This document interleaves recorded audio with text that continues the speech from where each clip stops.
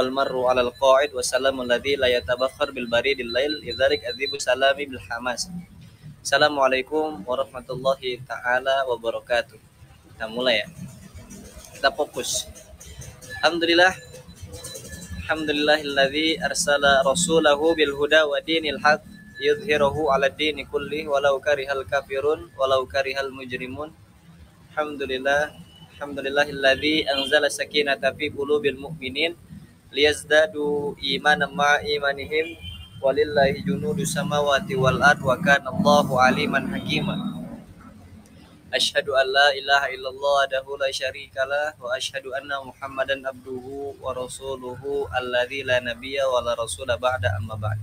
Alhamdulillah, tiada kata yang paling indah selain kita mengucapkan rasa syukur kita atas kehadirat Allah Subhanahu wa taala, yang mana berkat daripada limpahan rahmat Allah, karunia besar daripada Allah Subhanahu wa taala yang Allah berikan kepada kita, khususnya untuk teman-teman jamaah Gopleyah yang Allah Subhanahu wa taala cintai, yang insya Allah kita diridhoi, yang insya Allah kita dikumpulkan lagi bukan hanya di surga, bukan hanya di dunia, akan juga tapi di surganya Allah Subhanahu wa taala. Makanya sepatutnya yang paling ringan ketika kita mensyukuri atas segala nikmat Allah adalah ketika kita mengucapkan kalimat alhamdulillah.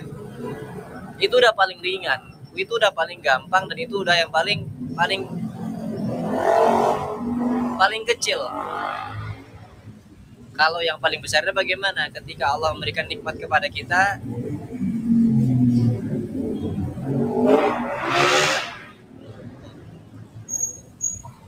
itu malah memberikan ketaatan kepada kita. Kacau banget ya. Ya Allah, semoga ilmunya nyampe. Kemudian salawat serta salam tak lupa kita curahkan, tak lupa kita haturkan, astagfirullah banget, kepada Nabi Yuna, Nabi Muhammad sallallahu alaihi wasallam, yang mana berkat perjuangan dari tumpah darah Rasulullah yang akhirnya kita bisa merasakan berisiknya motor pada malam hari ini. Kemudian kita bisa merasakan macetnya jalan pada malam hari ini. Kita bisa yang akhirnya atas segala ini, atas motor yang ribut, mobil yang macet, kita nggak bisa pulang. Ini kan menandakan bagaimana ternyata Allah itu pengen menguji kita tentang kesabaran. Kadang-kadang kan kita itu gimana coba? Kebanyakan manusia itu istiqomah memberikan nasihat, akan tetapi dalam kesendirian dia senantiasa berteman dengan maksiat. Nah itu kan yang paling ditakutkan. Gimana? Kadang-kadang kebanyakan di antara manusia itu malah untuk istiqomah dalam memberikan nasihat, tapi ketika dalam kesendirian dia tidak pernah luput dari yang namanya maksiat. Nah makanya di sini Allah sengaja menguji, mungkin Allah menguji saya nih tentang macet di sini. Allah menguji kesabaran saya, kesabaran telinga teman-teman semua gitu kan, agar kita bisa tetap menjalankan kajian Goplay yang semoga Allah ridhoi gitu. Dan itu semua tidak lepas daripada campur tangan dan ridho dari Allah Subhanahu wa taala beserta para kekasihnya, yaitu Nabi Muhammad sallallahu alaihi wasallam. Nah, makanya anjurannya ketika kita itu disebutkan nama Nabi Muhammad sallallahu alaihi wasallam, baiknya kita itu berselawat kepadanya. Sallu ala Nabi sallallahu alaihi wasallam.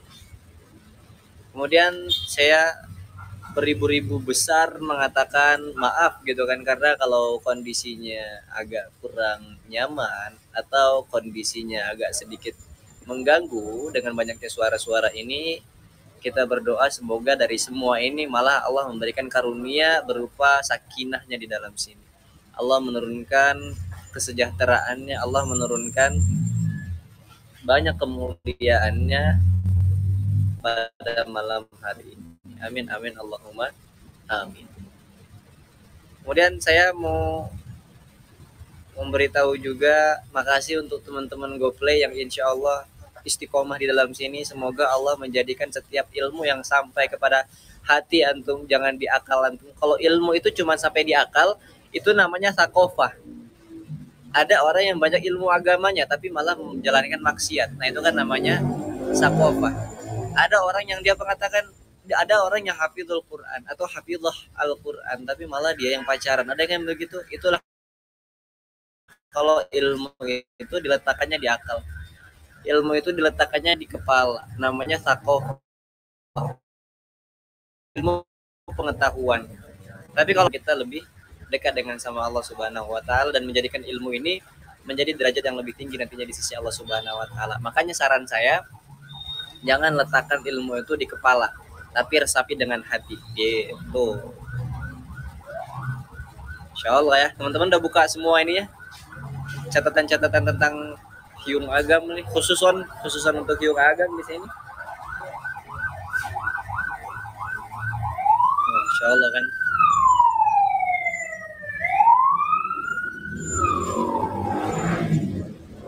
Itu bukan polisi, Masya Allah.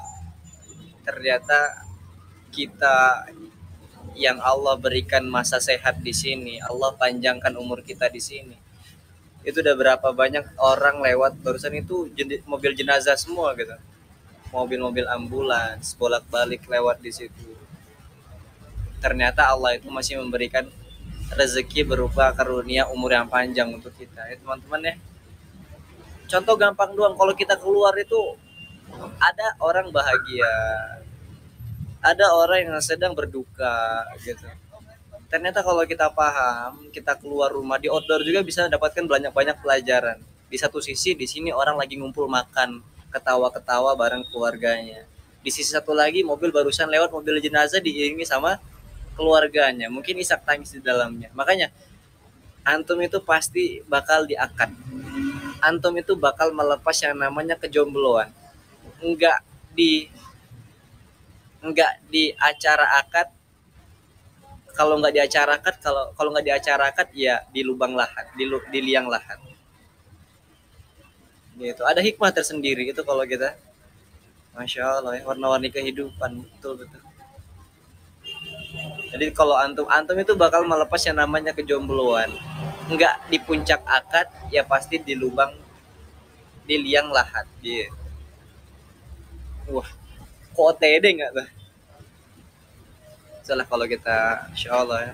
Dunia tuh, Insya Allah. Oh iya, antara janur bukan jalur. Kalau jalur kuning mah antum nyalip. Antara janur kuning atau bendera kuning. Kalau jalur kuning antum nyalip, kalau nggak bendera kuning itu Golkar gitu. Antum jadi. Tadi ilmu diletakkan di mana yuk? Itu. Antara gaun pernikahan atau kain kafan, cakep. Apalagi tuh? Kok Golkar? Ya Golkar, bendera kuning Golkar. Pak Erlangga tuh. Balihonya nih ada di sini nih, antum kalau pengen lihat di sini. Undangan nikah atau surat Yasin. Pendukung Golkar ya, bukan. Antara aku dan dia, ya suka-suka lah. Antara jodoh dengan kematian, antara qabiltu atau innalillahiku, antara qabilku atau antara pelaminan atau liang lahat. Bismillah, kita coba masuk ke tema kita. Hati kamu lagi kecewa, terus bagaimana? Ya nggak ada cara lain kalau bukan kita hadapi. Jadi sebelumnya kadang-kadang kan kita yang di sini pasti pernah merasakan ya namanya kecewa. Dan nanti kemungkinan besar kita bakal kecewa, atau sebelumnya kita bakal kecewa, atau sekarang dalam posisi kecewa. Mungkin kan ada yang gitu. Mungkin ada di antara teman-teman yang sekarang posisinya dalam keadaan kecewa, atau besok bakal kecewa, atau besoknya lagi bakal kecewa, atau kemarin malah kecewa. Kita tuh nggak pernah luput dari warna-warni kehidupan tentang yang namanya kecewa. Banyak ini gitu. Sekarang. Dan kebanyakannya kalau manusia itu kecewanya jarang ada yang besar berdasarkan ketetapan Tuhan. Kalaupun ada, salah. Tapi kebanyakan besarnya kekecewaan manusia itu disebabkan oleh manusia juga. Mungkin kita kecewa sama teman kita. Mungkin kecewa kita sama guru kita, bahkan sampai ke emak naudzubillah, sampai ke bapak naudzubillah gitu. Sampai kaidahnya bagaimana? Dikatakan kan kalau kamu itu menggantungkan harapan kamu kepada manusia, maka bersiaplah kamu bakal merasakan yang namanya kekecewaan terpedih. Maka sama saja kamu bakal memberikan ruang untuk rasanya kecewa. Wah, makasih ya.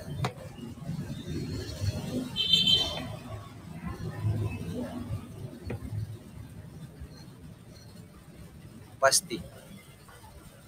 When Ali bin Abi Thalib said, aku tidak pernah merasakan kekecewaan daripada kekecewaan yang lebih menyakitkan, kecuali ketika aku berharap kepada manusia.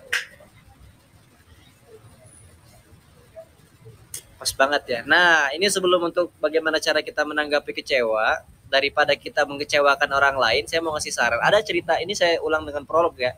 Saya coba HP-nya saya taruh. Saya coba satu prolog di situ. Ini untuk teman-teman yang biasanya kecewaan manusia itu kalau di Indonesia kebanyakan adalah menggunakan kata insya Allah. Kebanyakannya menggunakan kata insya Allah. Gue janji bakal insya Allah besok pergi. Gue janji besok kita insya Allah bakal bangun istana. Kita segala macam insya Allah, insya Allah, insya Allah.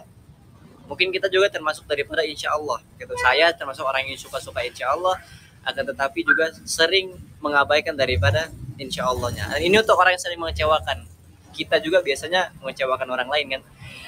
Jadi termasuk tanda kemunafikan seseorang itu adalah ketika dia mengatakan insya Allah, akan tetapi dia berniat tidak melakukannya. Ini orang Indonesia banget. Saya ulangi sekali lagi. Termasuk tanda munafiknya seseorang adalah ketika dia mengatakan insya Allah, akan tetapi dia tidak menjalankan apa yang dia inginkan. Jadi insya Allah itu dia pakai buat bahasa, dia udah bawa-bawa Allah nih, aman aja, nah gitu.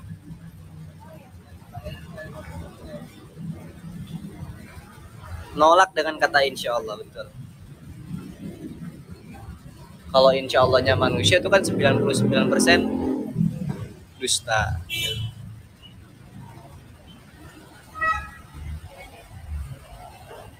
Insya Allah itu semoga Allah menghendaki kita. Saya coba menyampaikan satu prolog. Ini tentang bagaimana Rasulullah itu nggak pernah mengecewakan orang barang sedetik pun. Ini bagaimana ternyata Rasulullah itu menjaga perasaan seseorang. Rasulullah itu nggak pernah sedikit pun kayak ya Allah gue udah jauh-jauh gitu. Ya Allah kayak gue udah capek-capek kok dia malah kayak gini ya. Rasulullah itu sama sekali nggak pernah ngecewain. Maka satu ketika Rasul Shallallahu Alaihi Wasallam itu dalam keadaan halakoh itu kayak kita ada ngadain ngumpul ngaji gitu buat lingkaran di rumah sahabat.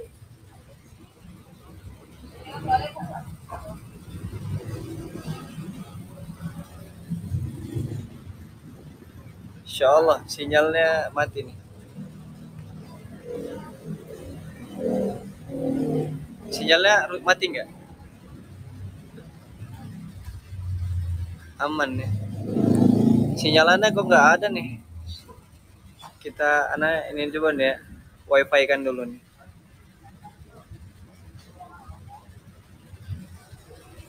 Datanya habis.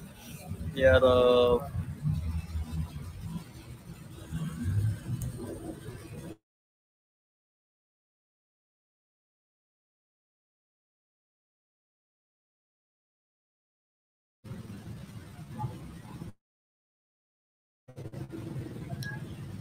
Ada nggak? Kalau ini ada ya. Aman-aman. Jadi sampai satu ketika Rasul Shallallahu Alaihi Wasallam itu mengadakan satu kajian, kayak kita nongkrong, kita buat bulatan gitu. Maka ketika itu setelah lagi ngobrol asik gitu kan, datang dari jauh, kelihatan dari jauh gitu. Kalau di zaman Rasul mah ya ngadain kajian mah kelihatan gitu, apalagi di tempat apalagi di padang pasir gitu, jadi kelihatan dari jauh juga. Mau dikirim kuota nggak yuk? Ya juga ada kali kuota mah. Udah habis. Jadi setelah itu apa yang kemudian datang? Ada seorang petani datang, petani ainab. Petani ainab itu anggur ya. Mungkin ini ceritanya agak lumrah.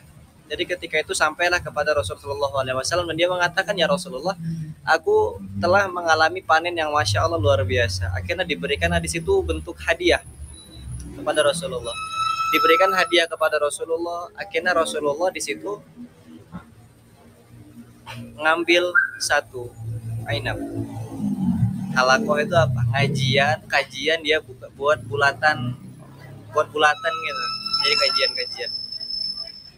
Akhirnya setelah diberikan oleh petani tadi, ya Rasulullah, coba kamu makan, ini hadiah dari aku setelah aku dapat panen besar. Akhirnya Rasulullah makan satu ainabnya. Rasulullah makan satu anggur.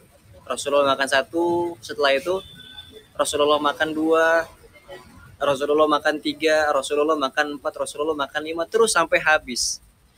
Akhirnya setelah habis gitu, petani tadi sampai pulang itu tersenyum-senyum, seneng gitu ya. Lah gimana kalau kita ngasih hadiah kepada orang yang kita cintai, barangnya dihabisin, barangnya kayaknya suka banget gitu, kayak pulangnya seneng banget gitu. Jadi sampai di jalan itu dia senyum-senyum petani tadi. Sampailah dia di rumah menceritakan kepada anak istrinya. Di posisi lain, ketika di rumah sahabat satunya, Rasulullah dengan sahabatnya mulai bertanya, ya Rasulullah, engkau itu kenapa nggak kayak biasanya? Tadi ketika engkau makan ainab, engkau ketika makan anggur, biasanya engkau itu makan satu atau dua atau tiga bulatan, pasti bakal membagikannya kepada kita, pasti bakal bagi-bagi kepada kita orang ya. Tapi kenapa ketika tadi engkau tidak membagi-bagikannya kepada saya? Akhirnya jawaban dari Rasulullah apa di situ? Ternyata setelah dimakan, saya itu nggak mau membagi kalian, saya itu nggak mau ngasih makan kalian anggur karena ternyata rasanya asem gitu. Jadi takutnya kalian nanti bakal memberikan bentuk raut muka gimana sih kalau asem gitu, kebayang ya, bentuk muka raut kalau asem gitu, kebayang ya. Nah jadi sampai Rasulullah itu sepet gitu. Rasulullah mengatakan saya nggak mau dia pulang dalam keadaan kecewa, dia pulang dalam keadaan sedih, gara-gara kalian memberikan bentuk ekspresi yang sepet, bentuk ekspresi yang asem. Wah, inilah ternyata bagaimana Rasulullah itu bisa menjaga agar orang itu nggak kecewa. Ini suri toladan ya. Ini kudwah kita semua. Ini tentang bagaimana cara kita itu mestinya, kalau idol kita aja nggak pernah buat kecewa followersnya, idol kita juga nggak pernah buat kecewa orang yang nge-giveaway kepada dia, orang yang memberikan iko-ikoyan kepada dia. Rasulullah nggak pernah ngecewakan dia sampai meskipun rasanya asam gitu. Itulah apa namanya, ilmu agar kita itu nggak gampang mengecewakan orang. Sekalipun kita diberikan makanan, ini makan nih gitu, kayaknya dimasakin enak banget nih, meskipun rasanya nggak enak atau meskipun rasanya hambar gitu, biar dia nggak kecewa, kita katakan dulu enak apa, pokoknya kayak gitu ya. Apalagi yang suami istri mah udah tahu betul kayak gini. Kadang-kadang istrinya masak dibilang enak, enak, padahal mah rasanya ya gitu-gitu aja gitu. Jadi lebih menghargai perasaan seseorang ya. Jadi ketika kita dimasakin mie atau enggak, atau jadi ketika saya dimasakin ikan gitu, ditanya enak bang, enak, padahal mah rasanya kayak ya Allah ini ikannya masih hidup. Pokoknya gitu. Aduh.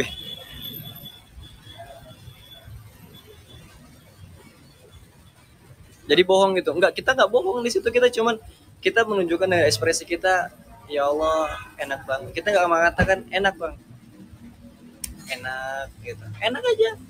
Jadi memang kita nggak boleh mencela makanan, terus sampai kita nggak boleh membuat hati seseorang sakit gitu. Demi membuat dia bahagia, kita katakan enak. Ketika saat itu enak, tapi ketika kamu udah pergi rasanya udah nggak enak gitu. Itu kan kejadian saya banget gitu, Moy. Apalagi ketika sampai di scan-nya Rasulullah pulang dari kerja gitu, Rasulullah pulang dari berdagang, Rasulullah pulang dari main-main gitu, Rasulullah pulang dari dakwah, sampai di rumah kan lapar ya, kalau orang udah keluar lama, kalau orang udah keluar capek gitu ya, bawaannya lapar gitu. Sampai kemudian di rumah ada istrinya yang tercinta, yaitu Aisyah, Bunda Aisyah radhiyallahu taala anha. Setelah itu situ ditanya sama Rasulullah, ya Aisyah, kayak gitu ya panggilan kesukaan Rasulullah, ya Aisyah, engkau masak apa nih hari gitu. Kamu masak apa nih hari? Akhirnya dikatakan, ya Rasulullah, saya nggak masak apa-apa. Mungkin Rasulullah mengatakan, oh iya benar, alhamdulillah, saya juga lagi puasa gitu. Cara Rasulullah bagaimana orang itu takutnya kecewa. Ya,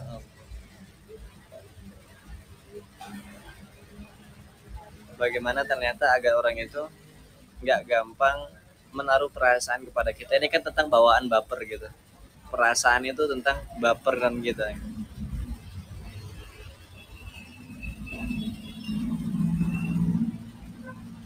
Ini tentang orang yang mengecewakan. Nah, kita lanjut bagaimana cara menghadapi tentang kekecewaan ini. Insya Allah ya. Saya coba baca kolom komentar lagi.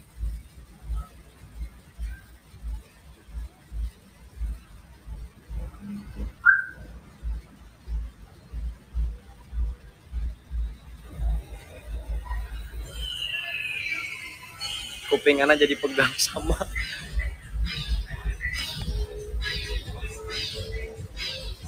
itu angkot. Itu angkot zalim bet, ya ampun.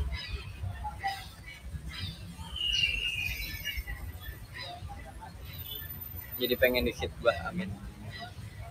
Nah, itu ternyata bagaimana cara kita itu agar nggak gampang mengecewakan orang lain. Pertama, tanda ciri orang munafik adalah ketika dia mengatakan insya Allah, tapi dia jadikan insya Allah itu alat untuk menolak. Nah, itu termasuk tanda kemunafikan.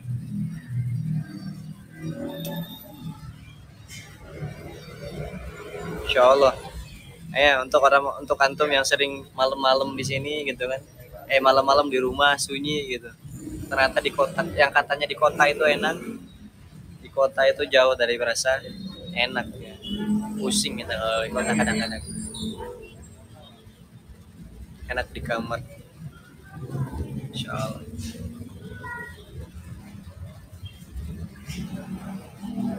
Pelan-pelan ngomongnya Ustaz Agam. Oke.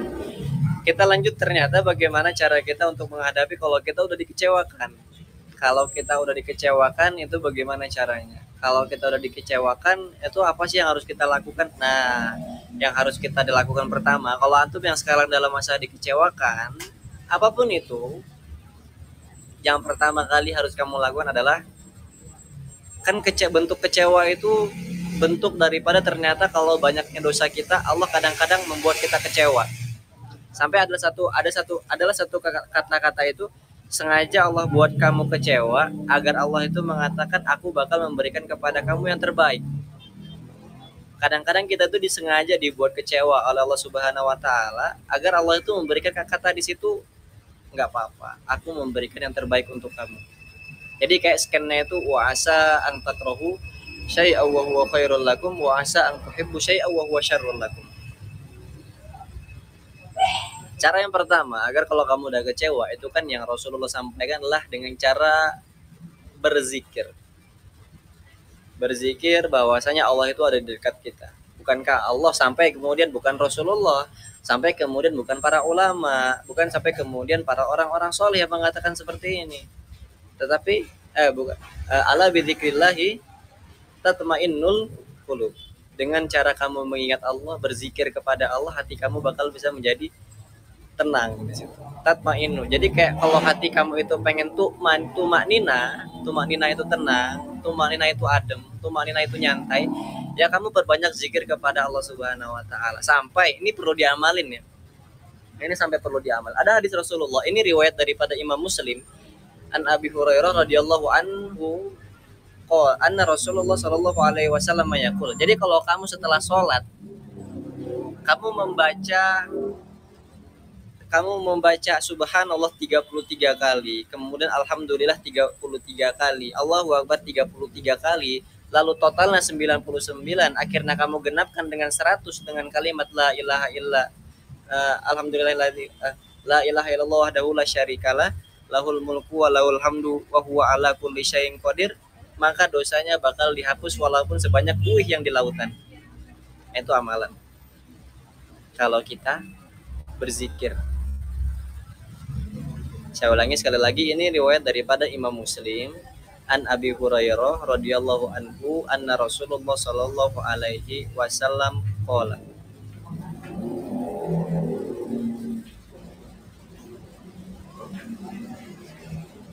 Sallallahu alaihi wasallam qala. Barang siapa yang di setelah sholatnya kemudian dia membaca subhanallah 33 kali, kemudian alhamdulillah 33 kali, Allahu akbar 33 kali, totalnya 99, dan digenapkan menjadi 100 dengan kalimat la ilaha illallah wahdahu la syarikalah lahul mulku wa lahul hamdu wa huwa ala kulli syai'in qadir, maka seluruh dosa-dosanya akan dihapuskan walaupun banyak sebanyak buih yang di lautan, sebanyak busa yang di lautan. Nah itu kalau kamu pengen, nah itu kan sering kita rutinkan. Ternyata cara pertama adalah ketika kita berzikir kepada Allah. Kemudian cara kedua itu coba deh kamu itu baca Al-Quran. Baca Al-Quran itu jangan sekedar cuman katanya doang, akan tetapi dengan kalimat terjemahnya. Bukankah Allah mengatakan di situ huwallazi anzala sakinata fi qulubil mu'minin liyazdadu imanan ma imanihim gitu. Jadi kayak walillahi junudus samawati wal ardi Allahu aliman hakimah. Kan sengaja kayak Allah itu menurunkan Al-Quran. Waladzi anzala sakinah, diturunkannya Al-Quran itu ketika kamu dalam keadaan galau, itu ketika kamu dalam keadaan bingung, itu ketika kamu dalam keadaan pusing. Bukankah di setiap ayat, di setiap surah, di setiap perkataan Al-Quran itu diturunkan ketika Rasulullah dalam keadaan bingung? Bukankah ketika Rasulullah dalam keadaan sedih? Bukankah ketika Rasulullah dalam keadaan kecewa? Bukankah ketika Rasulullah dalam keadaan tidak tahu apa-apa? Makanya Allah di situ menurunkan Al-Quran. Makanya di situ kalimatnya waladzi anzala sakinata, itu di surah Al-Fath. Surah Al-Fath. Baca Al-Quran. Al-Fath ayat 4. Yoi. Insya Allah ya, udah pada pinter nih. Baca Al-Muluk, cakep. Kemudian cara ketiga, mungkin ini cara terakhir kita masuk ke sesi tanya jawab. Cara ketiga itu kamu perbanyak sholawat. Kamu perbanyak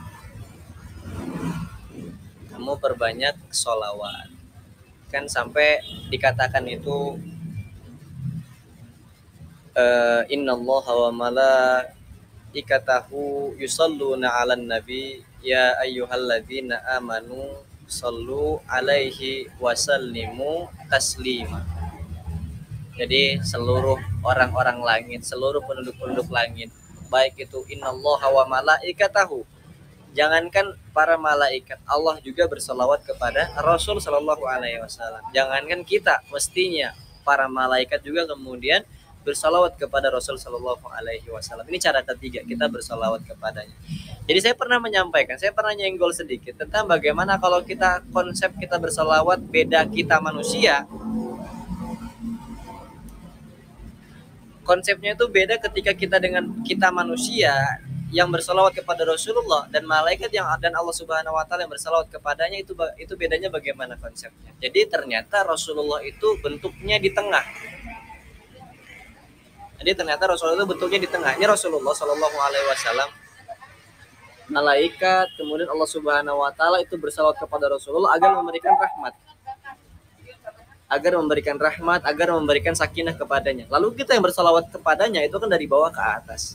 Seakan-akan kayak minta, ya Rasulullah berikanlah kenyamanan, berikanlah ketentraman. Kita minta lagi. Jadi Rasulullah itu bentuknya perantara kita agar Allah menurunkan rasa tenang kepada jiwa kita, rasa nyaman setelah kita dikecewakan, rasa nyaman setelah kita dibuat ingkar janji gitu. Maka cara ketiga adalah kita bersalawat kepada Rasul sallallahu alaihi wasallam. Kemudian terakhir itu coba antum ketika dalam masa kecewa banget gitu ya, adalah dengan cara ini berulang kali saya sampaikan, dengan cara istighfar kepada Allah Subhanahu wa taala. Bukankah Allah mengatakan dalam surah Hud, wa anistaghfiru summa, kalau kamu kecewa, kalau kamu dalam keadaan bingung, kalau kamu dalam keadaan galau, ini kan tentang permasalahan hati lagi berkecamuk, galau, gitu. Gegana ya, bunda galau gelana gitu. Coba kamu istighfar, karena istighfar itu adalah perkataan yang disukai dan dicintai Allah Subhanahu wa taala daripada kalimat apapun itu. Dan itu termasuk bagaimana kalau hati itu udah keras, digunakanlah istighfar agar hati itu lunak. Kalau hati ini sudah batu, gunakanlah istighfar untuk memecahkannya. Kalau hati ini kering, gunakanlah istighfar untuk menyiramnya kembali agar dia hidup. Gitu. Kalau dia mati, gunakanlah istighfar agar hati kita itu bisa hidup lagi kembali. Gitu.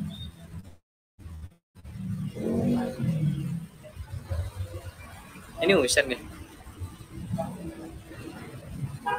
Jadi gitu. Jadi poin keempat adalah kamu coba perbanyak berzikir. Jadi yang pertama berzikir pertama, yang kedua kamu membaca Al-Quran, yang ketiga kamu itu bersalawat kepada Rasulullah, yang keempat kamu beristighfar. Karena kata Allah apa tadi? Wa anistaghfiru tsumma tubu ilallah tsumma tubu ilaihi yumatti'akum mata'an hasanan. Jadi ternyata poin keempat, poin terbesar adalah ketika kamu dalam masa kecewa, baik kepada pun siapapun itu, entah ke abang kamu, baik entah si Husain pernah buat kecewa kepada kamu, atau si Husain buat kamu ingkar janji gitu kan. Coba kamu istighfar kepada Allah Subhanahu wa taala agar ternyata yang hatinya tadi ini dengki, agar yang tadinya hati yang dibuat kecewa itu marah gitu, coba ademkan dengan istighfar ya Husain ya. Gitu Chan. Jadi coba dengan istighfar agar yumati aku mataan hasanan, agar hati kamu itu diberikan kenyamanan tentang hasanan, kebaikan di situ loh. Sayang kalau kita nggak dapat kenyamanan tentang kebaikan di dalamnya, padahal modalnya cuman wanis takbir, modal tentang istighfar doang. Gitu loh Chan. Mana sih kamu?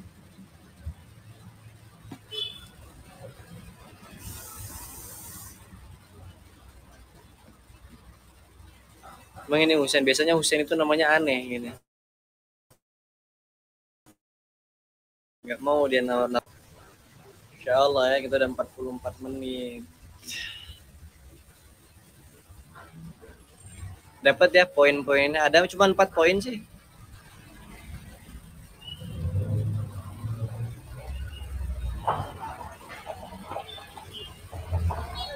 Satu zikir, dua baca istighfar.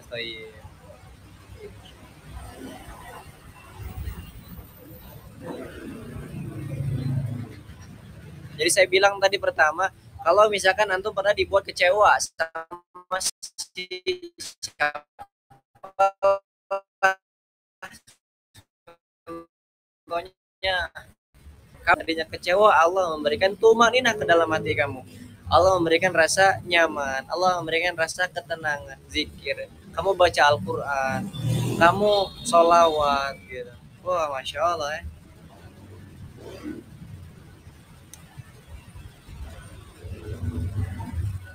Nah, kalau kecewanya sama ortu gimana? Masya Allah, ini motor ya, kadang-kadang mau kita bakar juga nih. Ini kalau misalkan antum kecewanya sama orang tua, bakar gitu. Yang kalau kecewanya sama diri sendiri gimana? Kalau kecewa sama diri sendiri yang akhirnya membuat kita lebih taat, akhirnya bisa membuat kita lebih tinggi, itu bagus. Tapi kalau kecewa sama diri sendiri, akhirnya kita rendah, tersungkur, akhirnya mundur, kemudian bunuh diri, nah itulah yang kacau. Istighfar, astagfirullahaladzim. Ini termasuk syahadu ya. Insyaallah. Termasuk syahadu kita di sini nih. Oh iya, bagaimana kalau kita kecewa sama orang tua? Ternyata mau bagaimanapun tentang orang tua, bagaimanapun apapun tentang orang tua, karena itu bentuk daripada ridho Allah kemudian disampaikan kepada orang tua. Kadang-kadang kan kita kayak gini, kita mau main akhirnya nggak dikasih, kecewa nih sama orang tua. Kita pengen ngumpul sama teman-teman, kebanyakan gitu. Dalam keadaan puasa Ramadan, kita ada acara bukber, nggak diizinin gitu kan ya. Kita nggak diizinin gitu, sampai kemudian kita kecewa nih sama emak bapak kita nih. Ternyata disitulah bentuk daripada kalau memang ini adalah ridho Allah, ya udah kamu nggak ada ilmu di dalam, kamu nggak ada apa-apa di dalam. Tapi beda cerita Kalau orang tua itu mengajak kamu ke dalam kesyirikan, beda cerita kalau orang tua itu mengajak kepada hal kebatilan, beda cerita kalau orang tua mengajak kepada kemungkaran. Ini kan bahasanya kalau ada orang tua yang seperti itu, bahasa Allah itu wa in jahadaka ala an tusyrika bima laisa laka bihi ilmun fala tuti'huma wa sahibhuma fid dunya hasanah. Lagi di sirkuit. Ini backsound gitu. Backsound kita bukan backsound Raihan yang sedih-sedih, backsound kita lagi di jalan gitu. Real.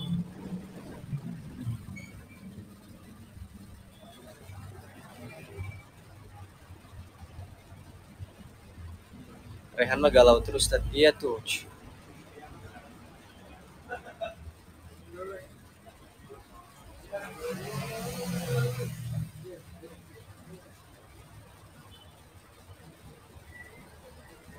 Tapi boleh nggak sih kecewain diri sendiri? Kalau kecewa sama diri sendiri, boleh. Bukankah saya kemarin mengatakan tentang ada orang saya dari nggak apa kecewa sama sendiri yang menjadi tolak ukur agar kita semakin naik kan gitu. Jadi poinnya kalau bahasa Rasulullah, kalau ada seseorang yang mengatakan sesuatu akan tetapi dia tidak uh, menimbulkan berpikir atas segala sesuatu yang dia katakan, maka dia masuk ke dalam nerakaan gitu ya bahasa kemarin. Ini tentang kayak kemarin gue bohong, kecewa nggak gitu ya, nah gitu. Jadi kalau kecewa menuju kepada ketaatan ya silahkan. Kalau kecewa menuju kepada kebatilan ya jangan.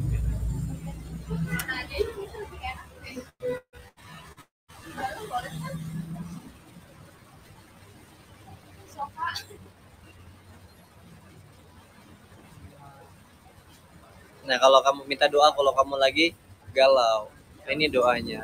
Ini beberapa kali saya sampaikan. Allahumma inni a'udzubika minal hammi wal hazan. Ya Allah, aku meminta perlindungan daripada rasa yang sedih. Allahumma inni a'udzubika minal hammi wal hazan wa a'udzubika minal ajzi wal kasal wa a'udzubika minal jubni wal bukhal wa a'udzubika min ghalabatid daini wa qahrir rijal. Gitu. Ada di zikir doanya. Iya. Kecewa kalau sama orang tua yang banyak nuntut anaknya gimana Ustaz? Kamu bilang ibu atau ke bapak deh, bapak. Ikan itu kalau dipaksa untuk naik pohon, dia nggak bakal bisa. Oh, itu kan perkataan Albert Einstein ya. Bilang gitu, bapak, ikan itu kalau dipaksa naik pohon, dia nggak bakal bisa. Tapi kalau disuruh berenang, dia paling ahli.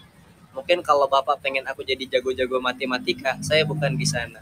Tapi kalau tentang ilmu pesawat, saya di situ ilmunya, kan gitu.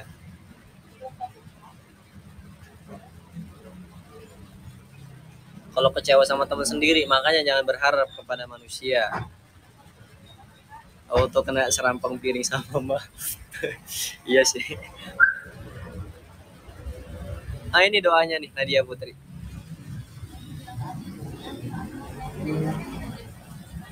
Kalau nggak bisa apa-apa gimana tuh? Masa kamu nggak bisa apa-apa sih? Ya udah tentang kealiman deh. Kamu bisanya apa? Saya tiap malam ikut GoPlay Ustadz Agam, Hyung Agam gitu. Wah, kan canggih.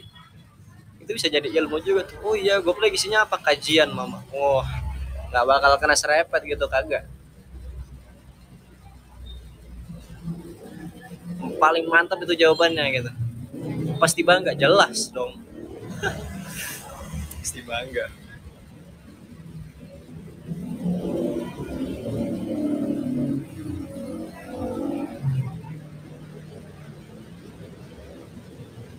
Yang lebih utama mana, istighfar atau sholawat? Istighfar.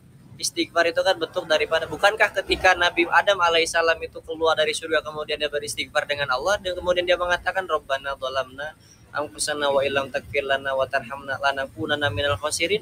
Bukankah ketika kita sebenarnya enggak ada utama-utama sih, utama semua sih itu.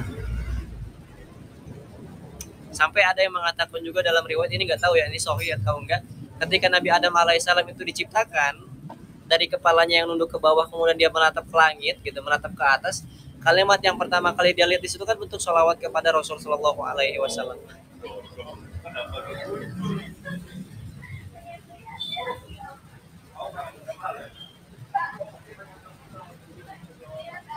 Itu parah banget. Banyak apain gua, kaget banget, capek,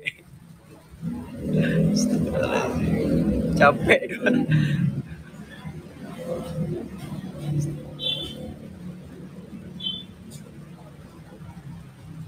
Ya Allah, semoga Allah mengampuni kita, semoga Allah memberikan rahmatnya kepada kita, semoga Allah, astagfirullahaladzim, semoga Allah memperpanjangkan usia kita.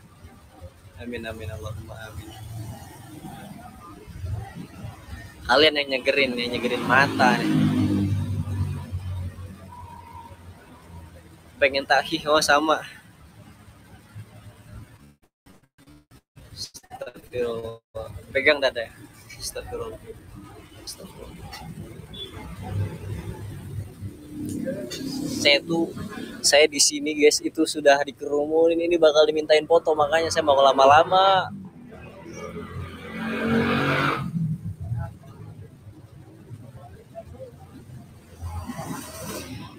Ini orang sudah ngumpul di belakang saya, pengen minta foto, di samping saya sudah banyak orang.